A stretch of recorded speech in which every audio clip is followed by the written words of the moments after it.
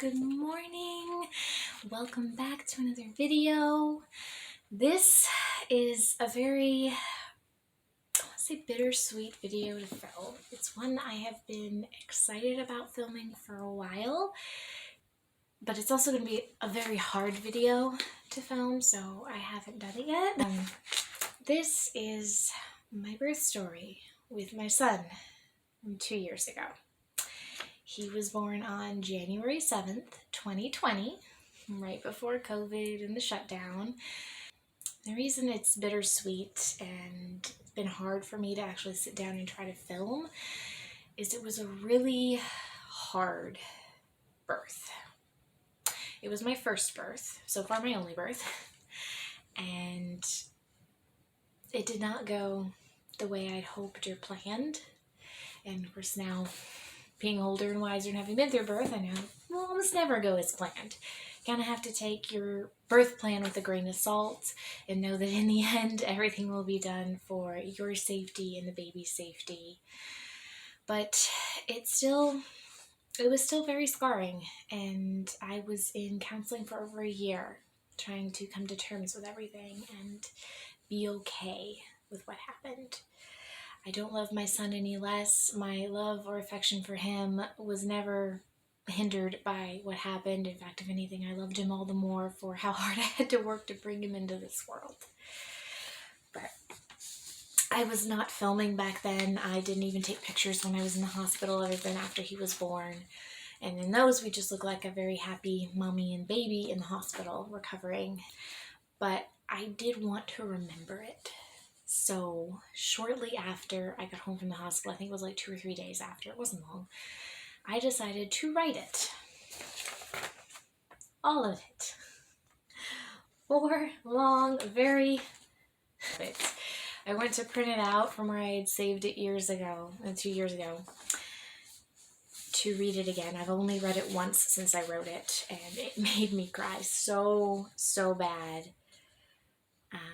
So I wanted to read it again before trying to tell it to make sure I remembered all the little details. And because it has been so long, I am going to be referencing the pages as I go to make for details like times, what time certain things happen. Because I was very detailed in my writing. So I think I'll start with telling you a little bit about what my birth plan was. Now, I did have it printed out, like I had one of those little, I think it was, I forget what it's called, but it like had the icons kind of birth plan. I couldn't find it to print it out again, or I would have shown it to you guys. I had always, my whole life, wanted an all-natural birth. In fact, my dream was to have a home birth. Giving birth at home in a tub of water with a midwife would have been perfect for me, or was what I wanted. But after I got pregnant and started doing some research, it became very evident that that was going to be very expensive. We're talking for a midwife at home, all the pre-birth, all the post-birth, at least $5,000. And no insurance coverage, and we just couldn't afford that. So I started looking around for some other options. I still did not want to go to an OB. My mom, I know it goes back to how my mom handled her births. She was always believed in midwives, in natural births. Now, I was born in a hospital, as was my older brother, but we were also born in a different country, and that's a story for another day. But for my little brother, who was the only one who was born here in the United States, she used a midwife, and he was born at home. And she always talked about how that experience was so much better than either hospital experience she had, and if she were to do it again, she would do it with a midwife in a heartbeat. And I guess it kind of became ingrained in me growing up, as I've always wanted to be a mother. My dream from being a little girl was always to be a mother. And so I wanted that for myself. And in doing the research and looking to see what options I had under insurance, I came across seeing a birth center. And they had a whole staff of midwives. Now, that did mean I wasn't going to have the same person attending throughout my whole pregnancy. I worked with all of them throughout my pregnancy, so I would know who would be there at my birth. And overall, I love them. Like, I went there, the first time, I felt so comfortable, and it was great. Now, the good thing about this birth center is also, if an emergency were to happen or something were to happen, it was attached to a hospital. It was actually in the hospital, so it was like if they had to get you from or to the to the OR, they could do it in less than 3 minutes. It was so close. So that made my husband feel a lot more comfortable. I didn't really even care about that at the time. I was so dead set on I was not going to be in a hospital under any circumstances unless it became an emergency where my life or the baby's life was in danger. I was not going to go to the hospital. I was going to go to the birth center. I was going to labor at home for as long as I could, go to the birth center. You're not hooked up to a monitor. You're free monitoring. They'll do intermediate monitoring with the handheld. And that was what I wanted. And I wanted more than anything to have a water birth. And they had bathtubs available in the birth center, birthing tubs. And it was like, that was what I wanted so badly. And so I had my mind dead set on that. I was so ingrained in that I couldn't see any other option. And that was definitely a mistake. I know going into any future pregnancies, I will have a more open mindset as to have that birth. But I was just so dead set on what I wanted. And I was dead set. I did not want an epidural. I did not want Pitocin. I did not want augmentation of any kind. The only pain relief I was okay with, which wasn't something my midwives even offered, was gas. It was like it's gas they give you. It helps take away the pain. It's kind of more on the birth tub to relieve the pain. So that was my birth plan. I wanted all natural. I wanted delayed cord clamping for baby. I wanted all the skin to skin time as soon as he was born. Now I keep saying he because he ended up being a he, but at the time we did not know. We did not find out until he was born if he was a boy or a girl. But he's a he. My son Bruce. Yeah, I wanted all the natural things, no episiotomy, nothing like that. And definitely, under no circumstances, did I want a C-section. Remember that, because it's going to be very key later in the story. I can laugh about it now until I actually start reading what was happening during those fateful 2 days. But so, that was my birth plan. I wanted all natural. I did not want medication of any kind. I did not want anything getting to my baby whatsoever. But life has a way of changing your plans. And it definitely changed mine. So, I'm going to dive into this birth story. I'm probably going to get emotional at some point, because I've only read it, now twice since he was born, and both times I was a basket case. Remembering everything I was going through and feeling, including all the overwhelming love that I felt for my little baby. So, I'm not going to read this whole thing line for line. I'm just going to use it as a reference. I was 38 weeks when I started having Padronal Labor. If you don't know what Padronal Labor is, it's basically where your body starts contracting, and it'll even start contracting in regularity every 5 minutes, 1 minute each. It'll start contracting like you're in labor, but the problem is it's not making any progress. Your cervix isn't changing. There's no progression towards baby's birth and labor starting. I started having that at 38 weeks, and I was like, oh, yay, excited. Here comes baby. So I immediately started doing all the things, drinking red raspberry leaf tea, going for walks. Frequently, I did curb walking, I did regular walking, I did mall walking. Like, this was before COVID, so, we all walked around malls. And I just started doing all the things. As we got closer and closer to my due date, I started adding things in. I know these are all wives' tales, but I started adding them in anyway, just for, kicks. Pineapple, spicy food, pumping to try to get, nipple stimulation, everything I could to get Bruce to start really coming out. And nothing was happening. Nothing was getting any worse, but it was pretty much constant contractions. I would have an hour or two break sometimes between when these contractions would start and stop and start and stop. And this went on for a while. Like, my sleep was being affected. I was having so many contractions. I was calling my midwife every other day being like, I don't know what's going on. This is crazy. And I was fully expecting him to be late, because first babies usually are. So I got to my 48-week appointment, or 48, oh my goodness, 40-week appointment. Where I got 48 from. Hope it wasn't that long. A 40-week appointment. I was 40 weeks and 4 days. And she went through some, gave me some more advice, basically things I had already been trying, nipple stimulation. She told me to start having sex regularly because it can help with the oxytocin flowing, which helps contractions start. This is really TMI, but apparently there's something in the sperm that also can help soften your cervix to help stimulate cervical change. All these things, most of them I was already doing, and just me and my husband was not at all unhappy that we were having sex every night. He was very much enjoying that, especially since, once baby came, it would be 6 weeks minimum before we'd be able to. But yeah, so on top of that, she did say she wanted to schedule me for a non-stress test, which is where you go in, they put you on a monitor for 20 minutes. They're basically monitoring baby's heart rate, making sure that everything's going well. They also monitor you for contractions, which I was having regularly. That was no surprise that I think I had 3 or 4 contractions during that 20 minutes. And they were like, oh, looks like you're progressing well. And I'm like, this has been happening for 3 weeks. Yeah, 3 weeks, almost 4 weeks at this point. I'm not getting excited about it. And then so they sent me back for an ultrasound to measure the amniotic fluid left in my uterus. Of course, as ultrasound techs do, they can't tell you anything. So she simply said, all right, well, let's go to the OB's office and, wait, they'll come talk to you. But the way this OB came in, like, she was a complete stranger. I never met her before, and she was very direct. My husband and I were sitting in the chairs on one side of her desk waiting for her to come in. We weren't waiting long. She comes in. She doesn't even sit down. She just stands next to me and looks down at me. So I'm like looking up like this, like straight up. So almost like a teacher, like teacher pose. And she just says, I've called your midwifery. Your midwife is going to be waiting for you in L&D. It's time to have this baby. And I just was like, well, what? Like, no, hi, how you doing? Let's talk. There's a situation going on. Just, it's time to have this baby. Bye. I was so far taken aback. I couldn't even get out the word what? I just burst into tears.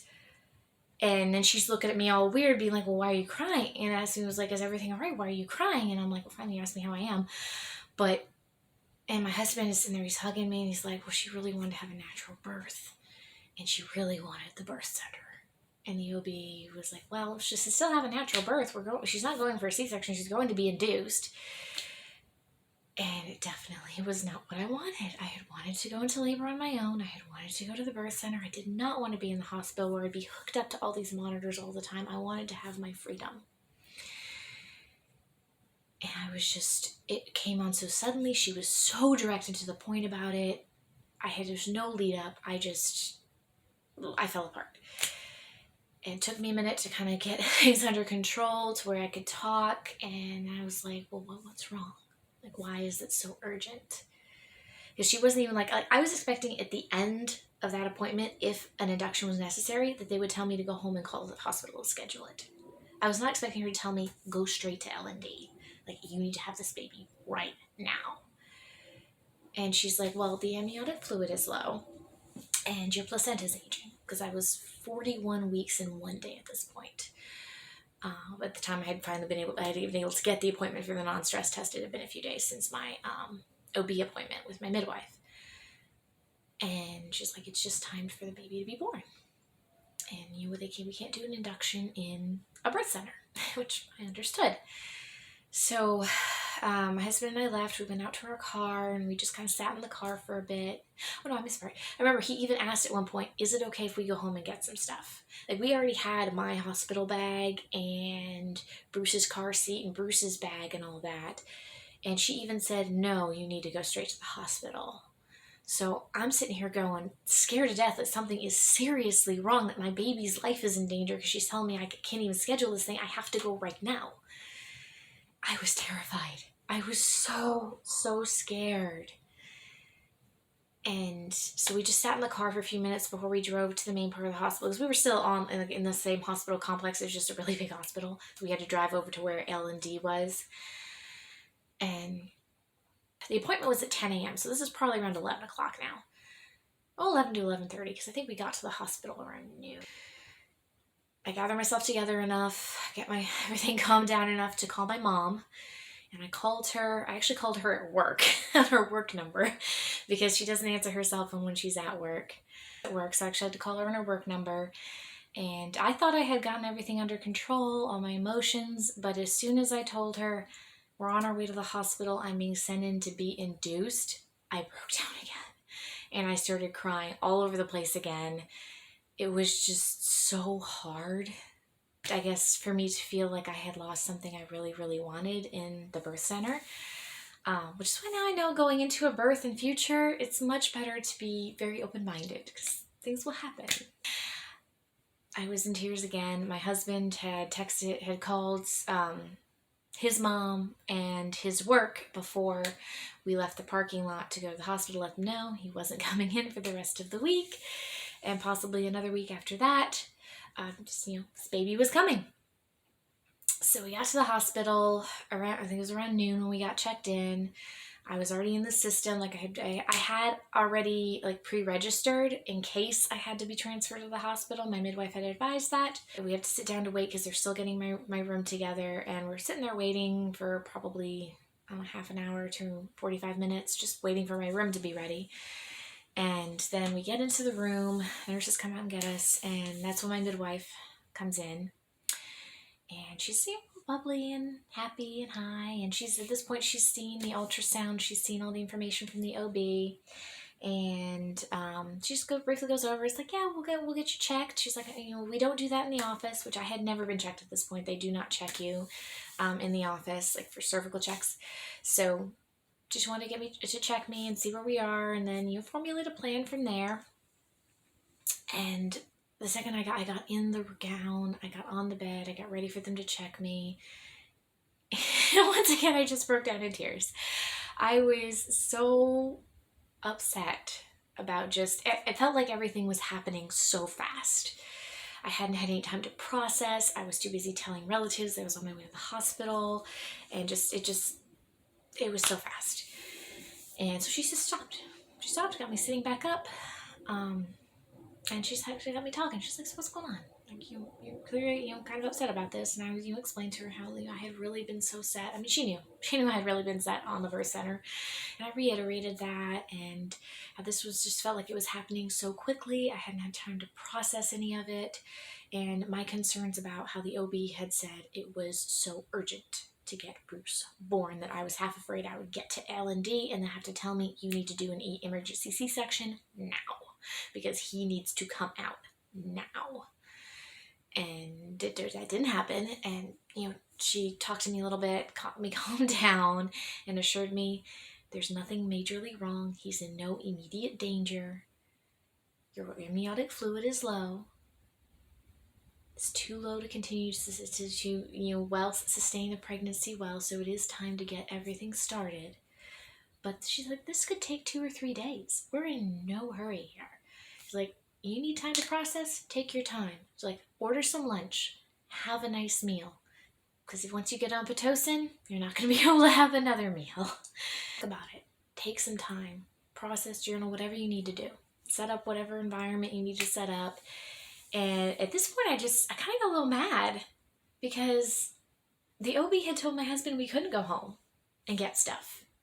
Get blankets and pillows and things we hadn't thought we'd need in the birth center, because I had packed for a birth center birth, and they have all that available. They have a nice big queen bed in the birth center. I hadn't packed any of the extra fun stuff, and so I didn't have a lot of the little things like that, environmental things, because I knew they would be available for me in the birth center, and they weren't in the hospital. Didn't even have a bathtub available in the hospital. So even if I'd wanted, and so now the water birth I wanted was also gone. But, so I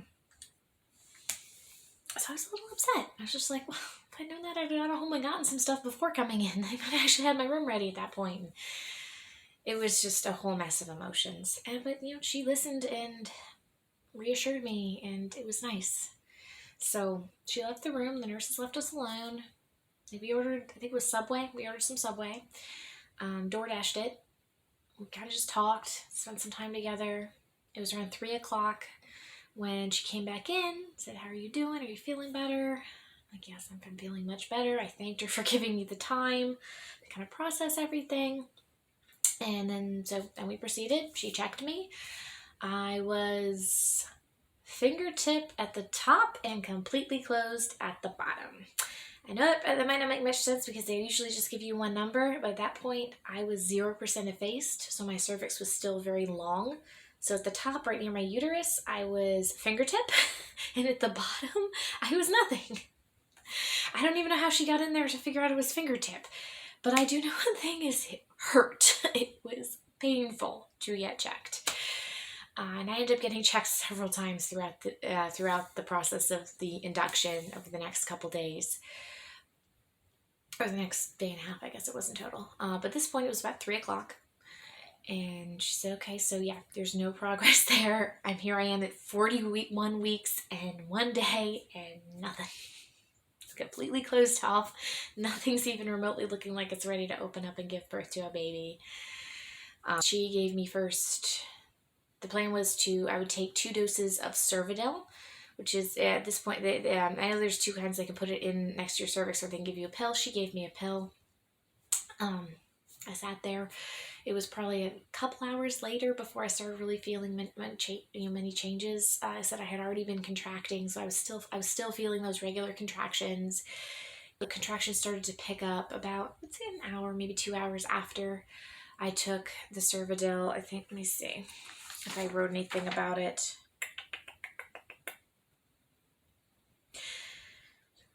Okay, so I guess it would be 4 hours later.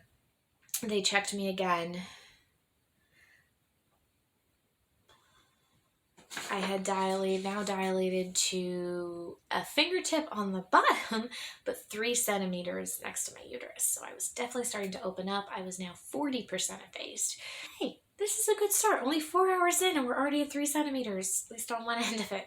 This is awesome. I felt so good. I was like, okay, great. Get another dose of Cervidil. She only wanted to give me 2, 1 every 4 hours. Kicks up again, keeps going. My husband and I get to the point where I could start walking. Well, no, I think we'd been there. I had been walking around the hallways trying to get things started. The hospital had been very, very good. The nurses were great. My midwife authorized me to be on intermediate monitoring, which means I could walk around. They just unplugged the monitors and let me walk around and bounce on the ball and do things. I mean, I still had the straps around my belly, but I was a bit more free. And I could go out in the hallway. So I had a bit more of the freedom that I had been wanting, which was nice. And I will say that overall, throughout the labor and delivery process, and definitely during the postpartum process, the hospital, the nurses, they did do as good of a job as they could to give me everything I wanted that they could on my birth plan. The only thing I remember having friction with was the epidural. This one nurse in particular was really, really pushing me to get the epidural. Like, every time she came in the room, it was, you don't want the epidural. You should probably get the epidural. You know, it might help with your pain. You wouldn't feel so much pain. The girl in the next room got her epidural and then thanked me for it. Like, it was, it got to the point where I had to ask if the nurse could be switched, because I was not vibing with her at all. It was just not, and it was causing anxiety, which of course is counter and progressive when you're trying to give birth, but she was the only person I ever had any difficulty with. Other than that, the nurses were amazing and beautiful and wonderful. And it was about, I think it was around midnight. I was actually asleep when my midwife came back in around midnight. My husband had fallen asleep too. My husband was dead to the world. He wasn't even awake during any of this. She came in and she said, let me know that she didn't want to give me any more Cervidil because I already had the 2 doses. But my body wasn't taking over the contractions, and so she wanted to add some Pitocin in there. She will start very, very low. I think they started me on a 2. It was extremely low. She'll kick up a little bit. Now, the other thing is you won't be able to eat after this point. So if you want to eat anything, eat now. So I ordered, I got some dinner. I ate my meal and went to the bathroom, all the things. And then she got the Pitocin started. And I got started at 2. Fortunately, I didn't have to have much Pitocin. The max I ever got to was a 6, but for most of the time I was at a 4, which really isn't very high when it comes to Pitocin. And it was painful. It was very painful. Like the contractions that I've been having naturally and the ones on Cervidil were nothing compared to when the Pitocin contractions started to kick in. And it didn't take long. It did not take long. Within an hour or two, I was in so much pain. But I wanted a natural birth. I wanted to be able to, feel everything with the baby. I didn't want, more than anything, I didn't want anything getting to him or her, because at that point I still didn't know. But I didn't want anything getting to him. I didn't want any medications getting there. I hated the fact that I was on Pitocin. It was hard. I tried to rest as much as possible. At this point, it was around like 3 or 4 in the morning. I had gotten up to go in for my non-stress test at 8:30 the previous morning. So at this point, it's been almost 24 hours, and the most I've had is some intermediate napping. Like not anything good sleep. I think at most I got like 2 hours of sleep together when the Cervidil was starting to wear off the second time and my contractions were slowing down and I was able to rest.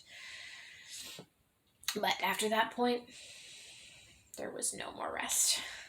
I continued contracting. I got checked several different times. I'm just going to reference my notes to make sure I'm not missing anything. Yeah, they just became more frequent and painful throughout the night and into the next morning. But I do remember this very, very, very well. By 3 p.m. the next day, and by this point, this was, I don't think I ever put in dates in it. I don't think it was anything about dates. This was January 7th in the morning.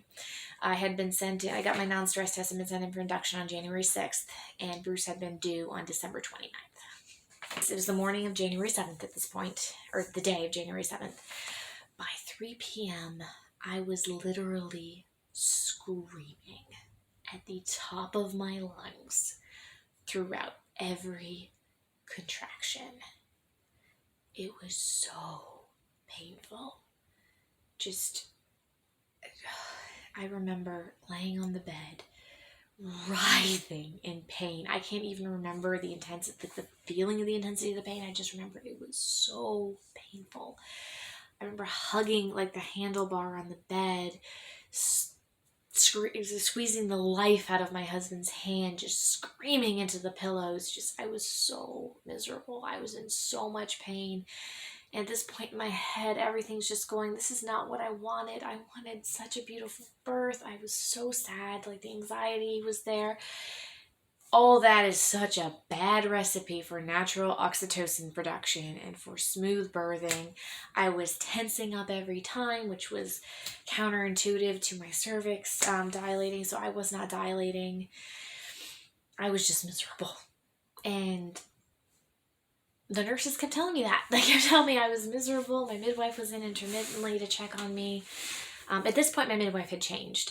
So the midwife I went in with on the 6th, her shift had gone until I think like 8 or 9 in the morning, something like that. It was almost a 24-hour shift. And then the next midwife came in to replace her, and she was there for most of the time I was in labor. She was the one who was there for the longest.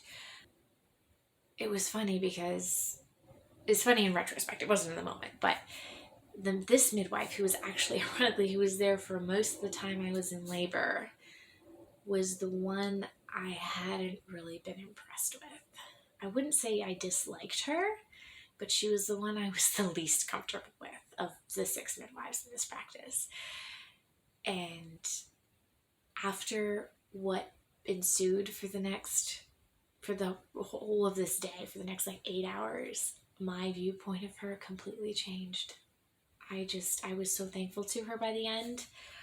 I remember hearing that it was her coming in and being like, oh, great. Perfect. Someone I'm not 100% comfortable with. Just thinking thoughts like that. Because the midwife who'd been there when I went in was actually my favorite. And I was hoping that Bruce would come quickly and she would be the one there to deliver him, and that didn't happen. Like the nurses asked her to come in at one point to talk to me because I was adamantly refusing the epidural, even though I was in so much pain. And then I think it got to be around 3 o'clock or 4 o'clock, was it? 4 o'clock, yes. This one nurse who I had been having difficulty with, and this was the point at which I asked that she not attend me anymore, that I get a different nurse, because she literally was just pushing and pushing and pushing and pushing and pushing. me to get this epidural. And I know it's because she was concerned I was in so much pain. I also know it's because, like, the more, epidurals cost money. They're expensive. So I told her, finally, I was like, look, I don't mean to be offensive. I think I said something like that. But I don't want to talk to you about it anymore. Please send in my midwife and don't come back. I was direct. I expressed how I felt. I made my husband, I think, feel a bit uncomfortable. And so she's like, okay, no problem. A few minutes later, my midwife came in with a new nurse. I explained to her why I had gotten upset with the previous nurse, yada yada, but I proceeded to have a conversation with her about pain relief. Because at this point, I was in excruciating pain. I can remember at one point my husband looking down at me and saying, Diane, you got this. You can do this. You're amazing. And I looked back at him and I said, honey, I don't think I can. You have no idea how much this hurts. It was so painful. And he was only encouraging me to keep going because he knew that's what I wanted. He did not flinch at all when I changed my mind and said, I want the epidural. And that was in a few minutes from now. I had a lengthy conversation with my midwife about all my fears around it. It wasn't just, I didn't want it to get to Bruce. I didn't want it to get to the baby and make him all tired and sleepy and weary. But I was terrified of needles. Like, needles scare me to death. Even these days, I'll do anything to avoid getting a shot. And so having a ginormous one go in the middle of my back, the thought of it terrified me.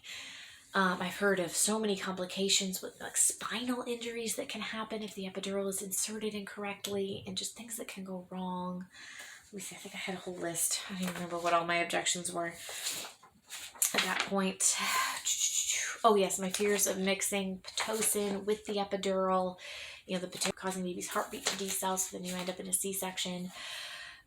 Because they don't like to mix very well together. I had there had been a bit of that in my birthing course about how Pitocin and epidural medication can kind of cause the baby to go erratic, the baby's heart rate to go kind of crazy, and you end up in an emergency C-section because, I express also the worry about what if it doesn't work and it only works on one side or not the other, because I know that can happen too. There were just so many things I had. We probably talked for half an hour, 40 minutes, something like that, at which point I'm having a contraction every 2 to 5 minutes, pausing to scream through them and then return. And she listened to all my concerns. She was rubbing my leg the whole time. I do remember that. She was like very motherly. She was just sitting there. She was just rubbing my leg the whole time. I was going on about everything I was worried about and listening to me, making eye contact. She made me feel so heard in a way that the nurses had not. But yeah, I felt so heard. And she listened to everything. And then she sat down on the bed next to me. She's like, Diane, I'm going to be very honest. I'm very concerned that if you don't get the epidural, you're not going to be able to rest. And I'm very concerned that you will no longer have the energy to push him out when you do get to 10 centimeters. Because at this point, I was still stuck at 3. I was going through all this and I had not gotten past 3 centimeters. And just hearing her honesty and her frankness, I softened. Like, it hit me, and I was like, I don't want that to happen either. And she's like, the anesthesiologists here are really good. I don't think you're going to have any injuries. If it doesn't work on one side, we'll do everything we can, to get it worked around. We'll work with this. But I think you are a fantastic candidate for an epidural. And I remember I didn't say a word. I just closed my eyes and I just nodded yes. And she said, okay. And turned to the nurse and was like, let's get her an epidural. And then I kind of panicked for a second when I heard her say that. And I was like, oh, am I doing the right thing here? Am I doing the right thing? And then I think another contraction hit and got distracted. Fortunately for me, the whole process of the epidural was beautiful. The anesthesiologist was fantastic. I had 2 or 3 contractions throughout the time that I was getting the epidural, and he was amazing. They put my husband right in front of me. I was sitting up sideways in the bed and just had me kind of lean on him, hunch over and lean on him. And so we were forehead to forehead most of the time, and he was just whispering, the sweet nothings, the I love yous, and you you can do this. You're amazing. And at one point, he kind of looked up at me and our very close eye-to-eye contact and said, just do one thing for me. I was like, what? He's like, don't throw up on me. And I just started laughing amidst all this pain and craziness and stress. I just started laughing because it was kind of an inside joke.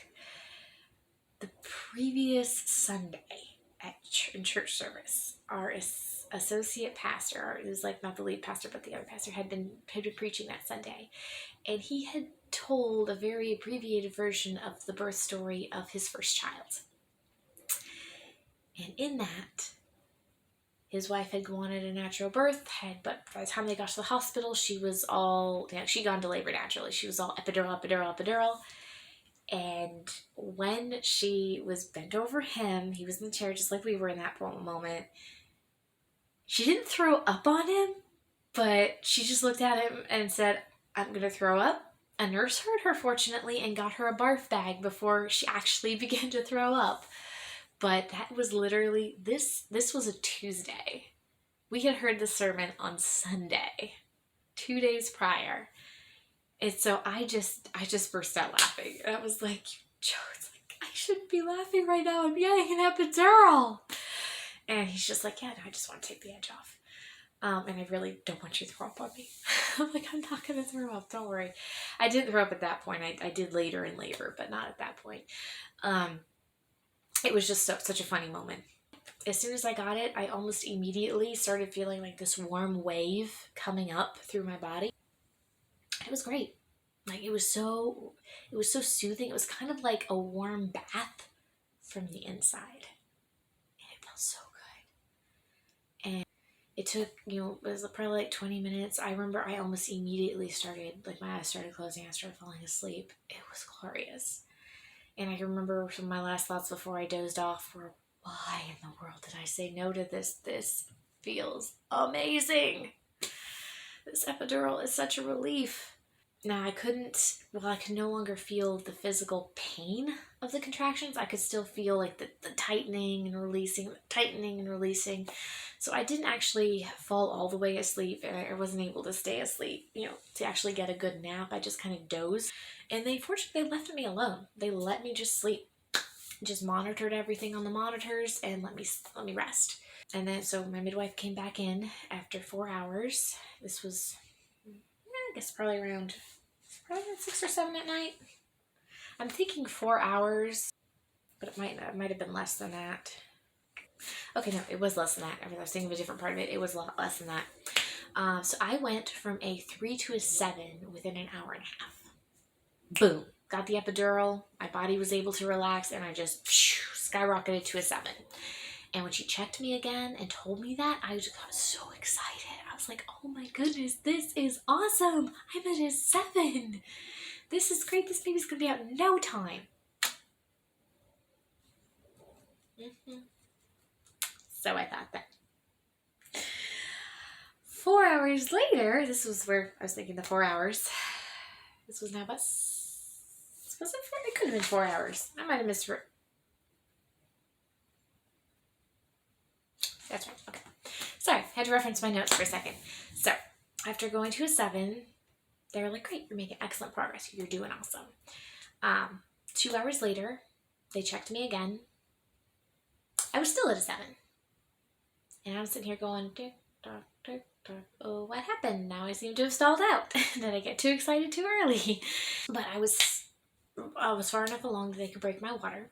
So my midwife went ahead and broke my water to try to get his head to come down further. Because right now he was at a -3 station, which means he was still up above my pelvic bone. He hadn't descended into it yet. So I figured breaking my water, he'd come right down. Like, dilation would finish very quickly, and we'd get to pushing. Baby would be out. The nurse told me, oh, he'll be here within an hour. Like, you're doing great. Well, by the time it had been 4 hours since I got the epidural at 3 o'clock, this is 7 o'clock, still, -1 station, or -3 station, 7 centimeters, no further change. And then And I was very startled when 5 nurses came running into my very dark room, and they start turning me around in all different kinds of positions. They get me up in a sitting position, they turn me on this side, they turn me on that side. But no, they aren't telling me anything. They're just like, get her over here, get her over there. What's the heart rate doing now? Like, all this talk between each other, and no one's talking to me. My husband had gotten pushed out of the way. No one's talking to him. We have no idea what's going on. And my midwife comes in. I see her standing behind the nurses, and she started talking to my husband. And I'm still like, as I'm being like moved around and changing all this. And then they finally get his heart rate steady again, and they tell me he had a 4-minute decel. And his heart rate dropped dramatically. And I'm going, oh great, here we go. Pitocin, epidural, baby's heart rate. Great. Now I'm a classic statistic. I was so sad. I was just so sad. I was like, no, please no, not this. I don't want a C-section. Not this. Once again, I was still -3 station, 7 centimeters. Put out a spoiler at this point, I never got past that. I was 100% effaced. I never got past 7 centimeters. My midwife tells me she could stretch me to a 9. I remember her saying that. I was at 7, but she could stretch me to a 9. But she's saying that's not enough to push. It's like, if you get to a 10, we can push. We can try pushing. See if we can push him down, vaginal canal, and get him birthed.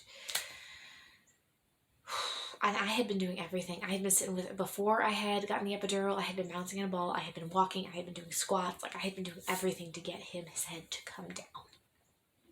And since getting the epidural, I had gotten a peanut ball. Like, they had the peanut ball between my legs, so, to help, keep the pelvis open, help with, deceleration. They had put me up in a throne position at one point, which is where they get the bed basically up, basically like a big chair, like a throne, and you're just sitting in it. But I was in that for less than a minute before his heart rate started to decel again. So it was just like, I was getting so discouraged at this point. Nothing seemed to be, like, the epidural had got me so excited because I had made progress. Now I wasn't making any more progress. So I was very discouraged and sad. This point, I think, was around the point when my midwives changed again. And another midwife who actually had really, really liked it. This midwife had been the one who had done my 40-week appointment, like 4 or 5 days earlier. And who had sent me to get the non-stress test. So I really liked her. She'd been one I had a good experience with. Point, she came in, she's like, well, we can, after that second decel, when I'd been in the throne position, he kept on having intermittent heart rate drops, like nothing major, nothing like the 4-minute decels, but it was still kept dipping and coming back and dipping and coming back, and they did not like that. It didn't look good. So she came in to talk to me, and basically like, we'll keep waiting for now if that's what you want to do, but if he doesn't, if we don't start making some more progress, we may have to consider a C-section, because he doesn't have amniotic fluid anymore. He's out of water. He's out of water. He's just sitting in there. The risk for infection for you is getting greater. Now, it hadn't even anywhere near 24 hours. Like, I had a long time to go as far as that goes. But I hadn't rested in fully gotten a good sleep in well over a day at this point. Like a day and a half now. And it was so discouraging to hear her say that, to be like, start feeling feelings of inadequacy, like my body isn't sufficient, why can't my body do this? And they finally had to take me off Pitocin because his heart rate just wasn't taking it well. And as soon as they turned the Pitocin off, his heart rate evened out and he was good again. Like, his heart rate went right back to where it had been. He was good. But my body didn't take over. My body did not continue the contractions on its own. I can remember just finally feeling so good because the contractions were stopping. That was not a good thing. I didn't realize they were stopping. I just felt, oh, I'm feeling better again. This is great. And so she came back in and was like, so yeah, you're feeling better because your Pitocin's turned off and you're no longer contracting. And I was just blown. I was so upset. Like, I was just so discouraged, felt so defeated. I felt like I've been trying so hard to get this baby out well, safely. It was a mess of emotions. It really was. We did decide to continue waiting for a little while longer. They let us wait for about another hour before she came back in.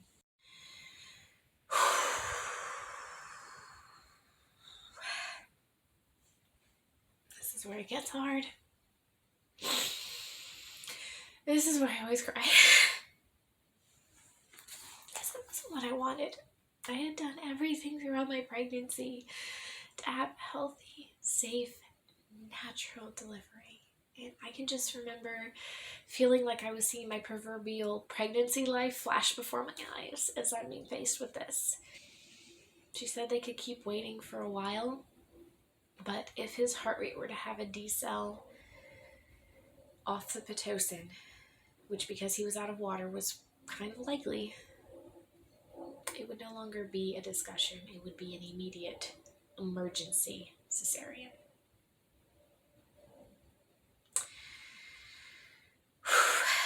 I definitely didn't want that. So my husband and I discussed it for a little while. They gave us time. Part of me was relieved at the thought of a C-section because it would just finally be over. This really, really long, freaking ass long day would be over and my baby would be in my arms. But I was so concerned about things I had learned about in my birth class about how babies have so much beneficial when they're born naturally because they get covered. It's best for their immune systems because they get covered with that bacteria really quickly. And their immune systems are charged from the beginning. And a natural birth is just so much better for them than a cesarean. So it made me so sad. I was feeling very defeated. I said I was feeling very insufficient in my body. It was just hard, really, really hard to admit that to just let go and be like, I have to let the doctor do this. This is rough.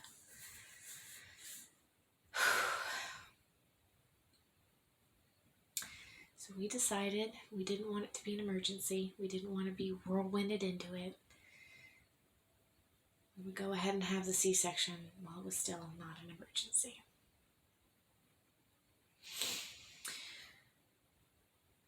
So then, she brought in the on-call OBGYN who would be performing the C-section. The anesthesiologist, who was a different anesthesiologist than the one who gave me my epidural, but the one who would be administering the spinal. And because I had already had the epidural, they wouldn't have to do the whole thing in my back. They would just put it through the epidural cord. And I got to have discussions, long conversations with both of them as the nurses were getting me ready. I remember having to take a shot of some horrible tasting liquid that they said would help keep me from getting nauseous and throwing up. They, of course, put compression socks on, the hairnet, everything, all the stuff. My husband got all dressed up in the blue outfit, all the sterile stuff. Now, this was pre-COVID, so I did not have to worry about a face mask.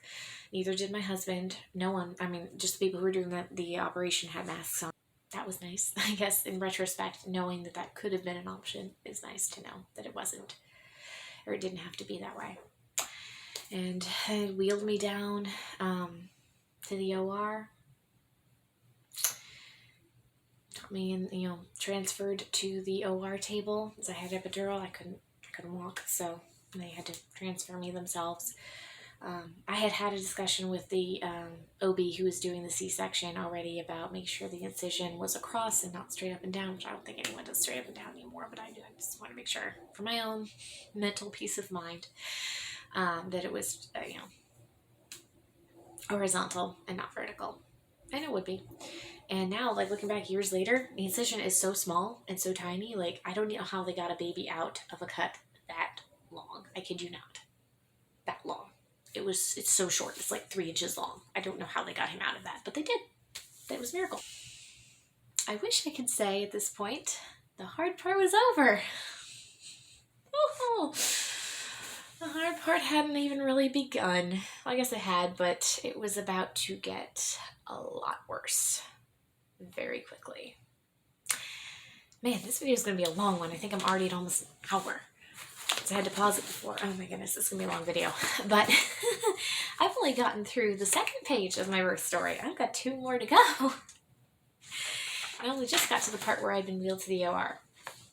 Anyway, so they got me to the OR and got everything set up, got me on the table. And then the spinal wouldn't work. She put the medicine in the cord and she was poking me. Let me know when you can't feel it anymore. Let me know when you can't feel it anymore. I can feel it. I can feel that. Every single time she touched me. I can feel that. I can still feel that. And I remember she ended up giving me a double dose of the spinal. Yeah, I can still feel that. It took like 20 minutes. And I hadn't even realized by the time we got to the point where I was numb that I was numb, because I was so in and out of consciousness. I was so tired that I remember saying, probably for like the 100th time, I can still feel that. And she was just like, you can? She looked at me with a little bit startled, surprise in her eyes. And I was like, you can? I was like, yes. She's like, because you're already open. Like, you were numbed. They've started. And I was like, they started? I can feel it. That hurts. Like, very clearly, like, just stating and realizing I'm not feeling her poking my belly anymore. I'm feeling them operating on me. I didn't panic. I didn't freak out. I just kind of was like, crap, more pain.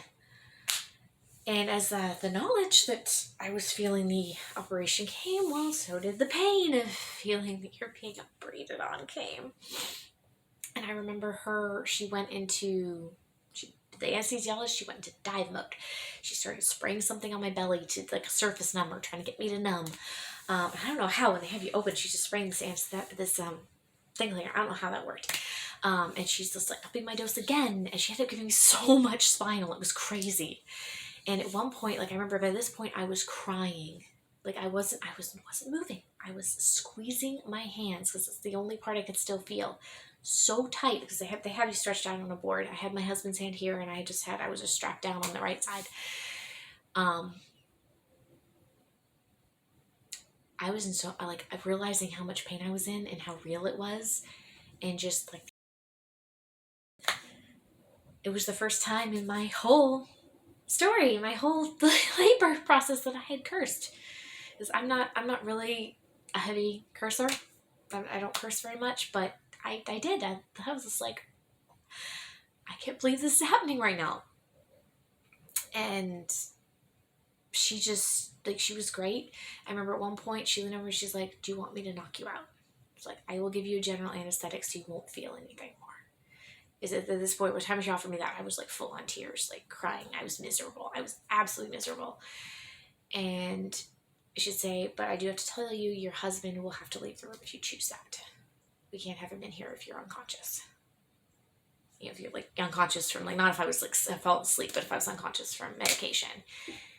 And I knew from the birth class I had taken that general anesthetic gets the baby before it gets to you. It's very fast acting on your infant.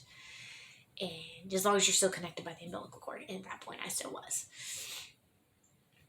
And this whole process of this was probably about, I don't know, 3-4 minutes that this is happening, and it wasn't very long.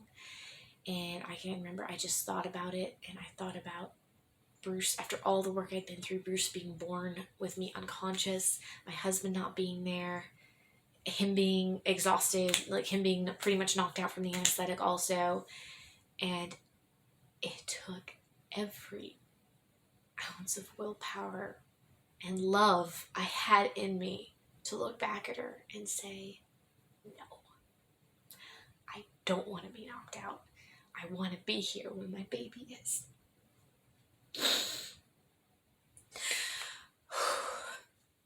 That is probably the single hardest moment to remember.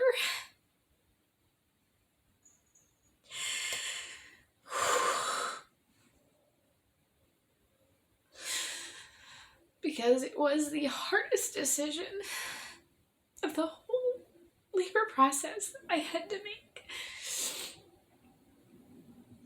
And it was the first decision in my life that made me truly feel like a mom. Because I put him before me. I didn't want him coming into this world drugged out. I didn't want him coming into this world with neither of his parents there.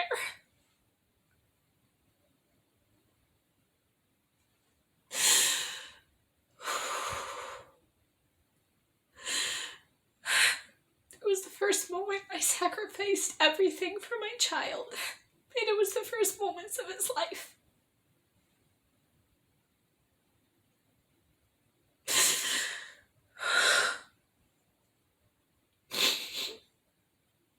And I'll never, ever forget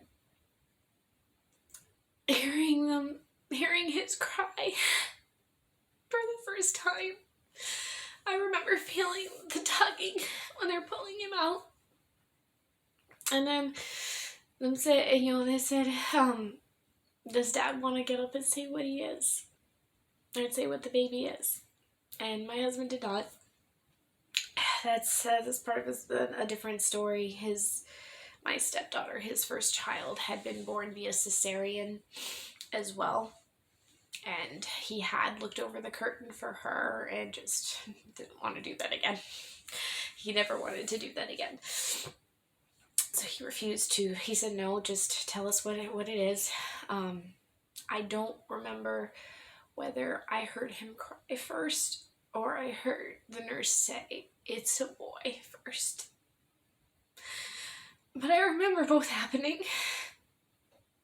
And I just started crying all over again. Because throughout the whole pregnancy, from the first positive test I saw to the ultrasound, every symptom I was having, I had a very strong feeling the whole pregnancy that I had a boy.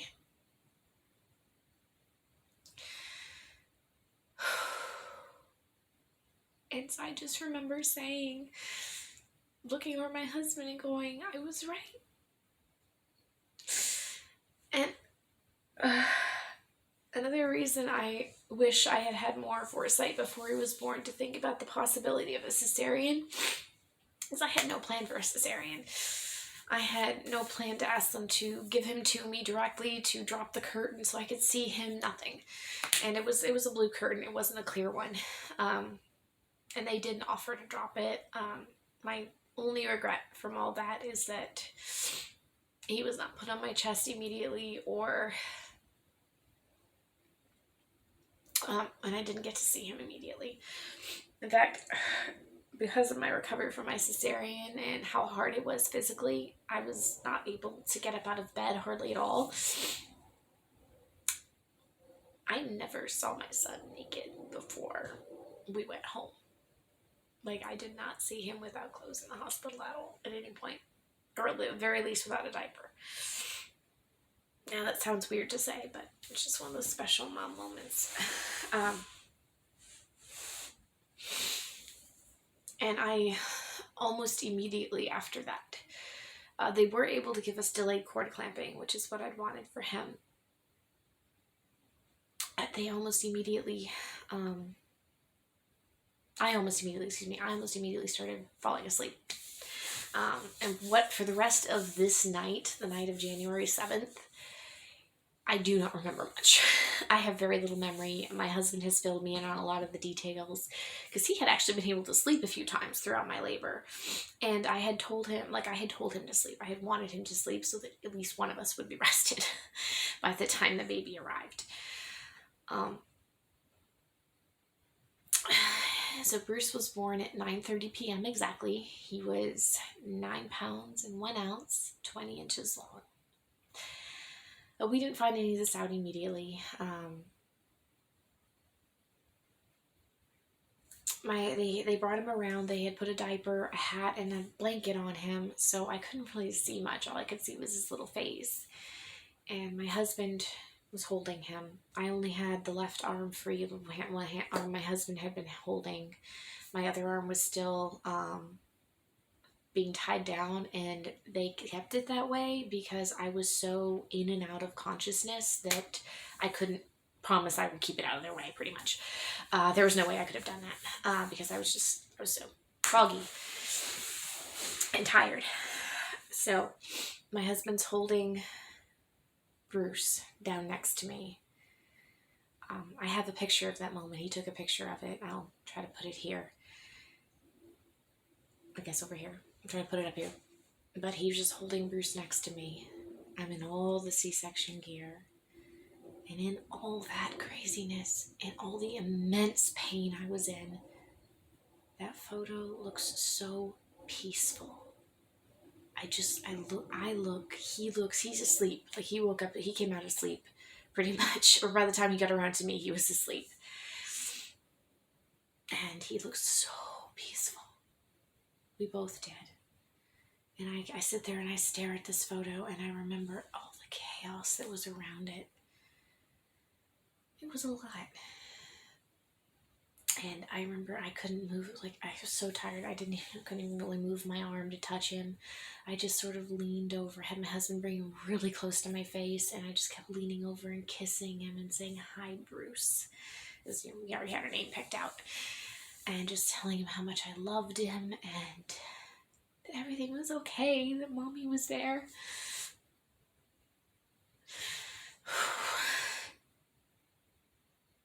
And still now, here 2 years later, he's still the most special little man in the world. He's now a 2-year-old toddler, but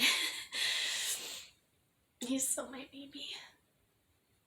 Anyway, they continued. They finished my cesarean. At that point, she didn't give me a general anesthetic to completely knock me out, but she injected a much, much stronger anesthetic into my IV, and which gave me finally able to give me relief. It was, I don't remember what it was called, but I know it was a medication that they couldn't give me while Bruce was attached to the umbilical cord. It would not have been good for him. And I felt relief. At long last, I felt relief. And I was very happy to finally feel that relief.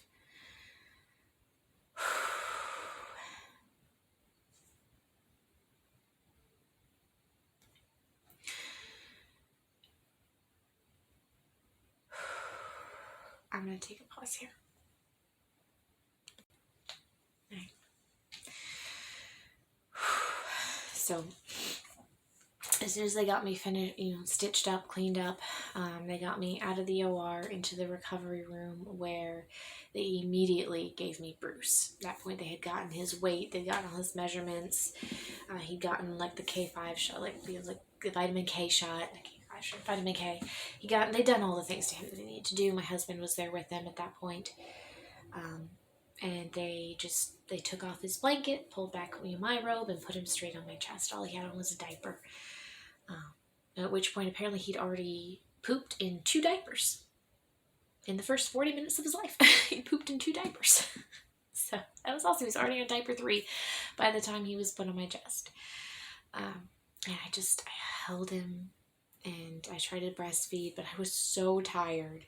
Throughout the rest of that night, after we got to the recovery suite, and through the night as I was intermittently sleeping, my husband said there were points the nurses had to come in and hold him up to my chest because I was so tired. I couldn't even hold him to nurse him.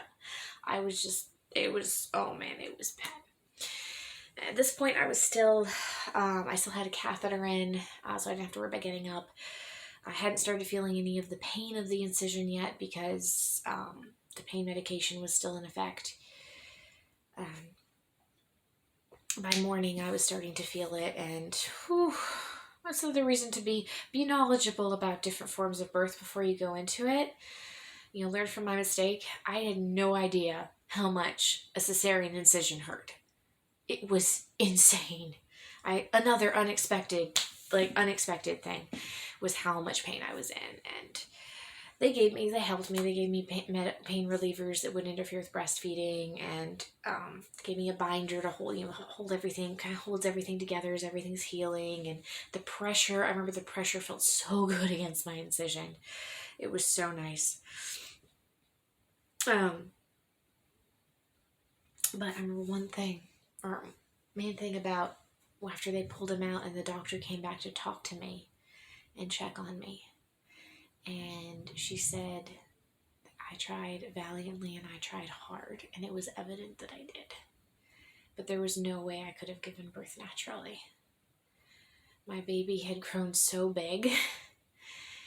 His head was stuck, lodged in my pelvic bone when they got in there. He had a massive purple and blue and black cone head.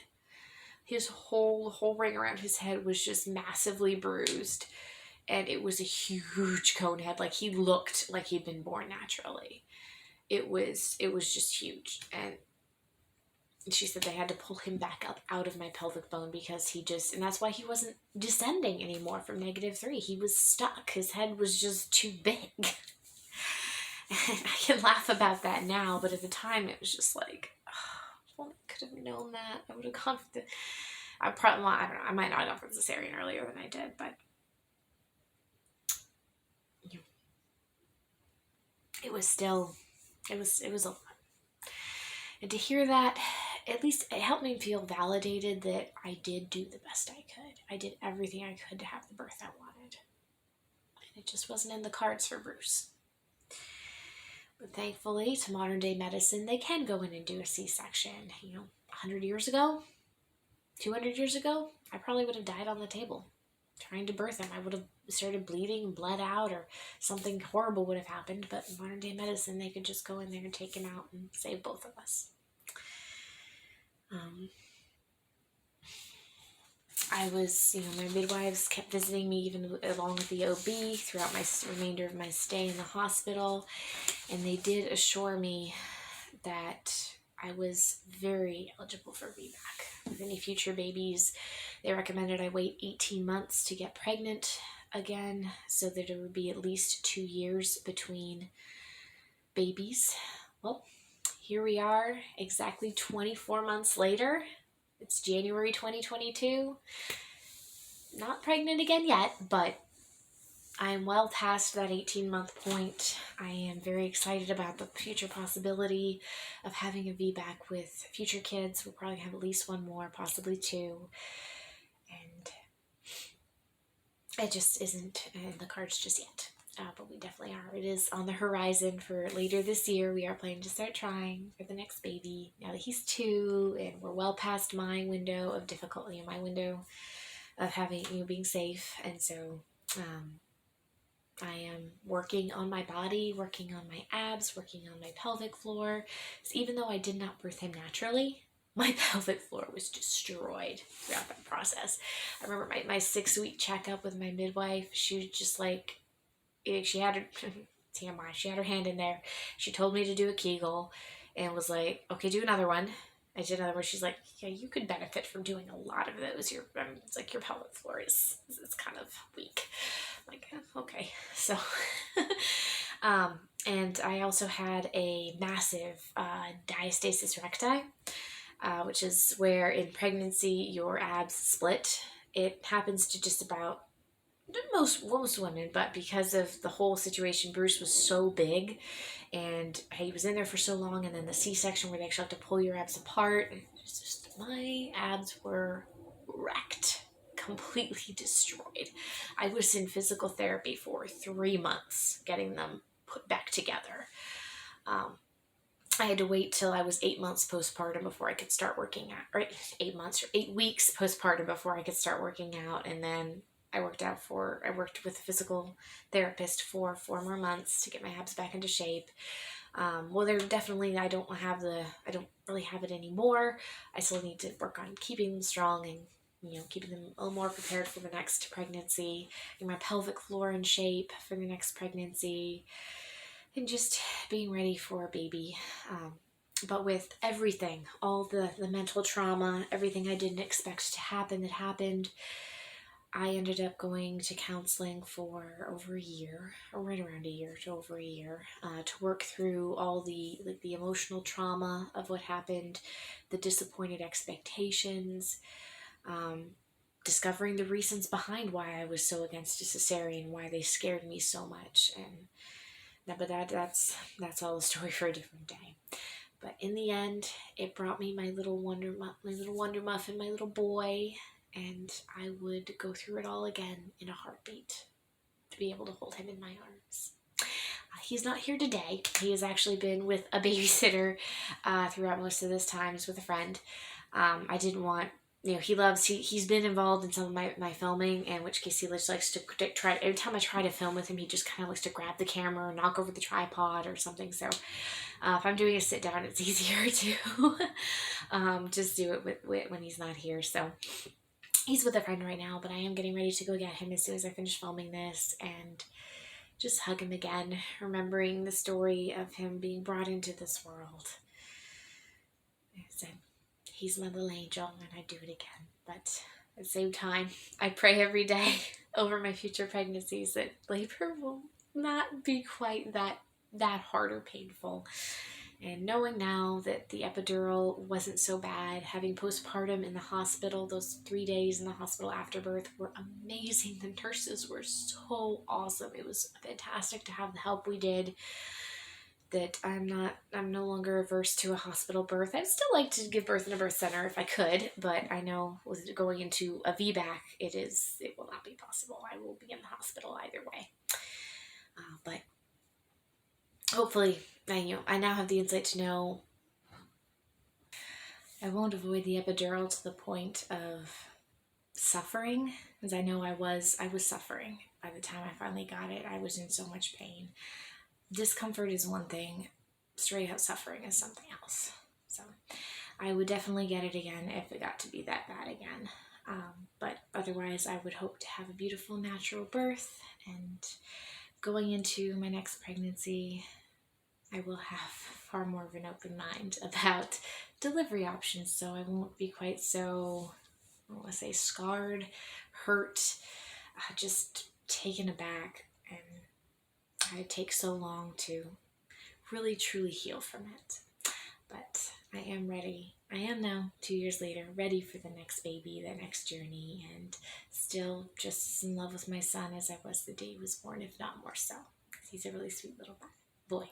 So thank you for watching. If you've managed to stay with me this long, I really appreciate it. I will see you guys in the next one. Thanks so much. Bye.